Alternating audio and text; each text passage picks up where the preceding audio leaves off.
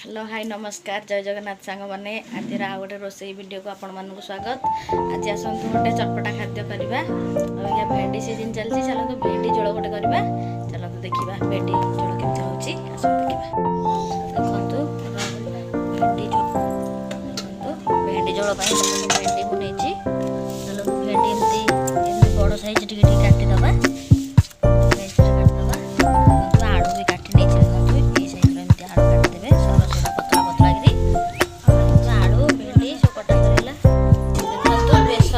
सजाड़ दबा भेंडी झोल देखो सोरिष नहीं पिज रसुण लंका भल भाव बाटिदबा देखो भल भाव क्लीन भाव बाटी पूरा चिकन भाव बटा से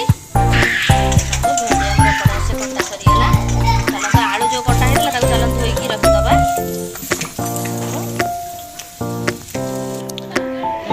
कड़ई ताती गला चलते भेंडी कटा जो पकईदबा तेल पकईकी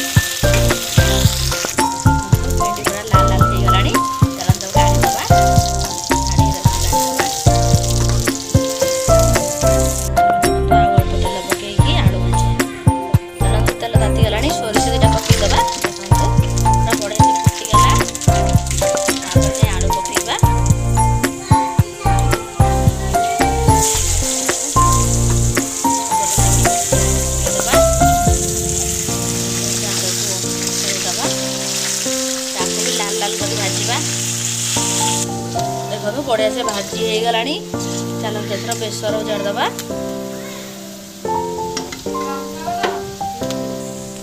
बेसर उजाड़दबा भल भाव कषिदबा। बेसर को बेसी समय कषिबे नहीं, बेसी समय कषिले पिता लगे। चलते हलदी पकईदबा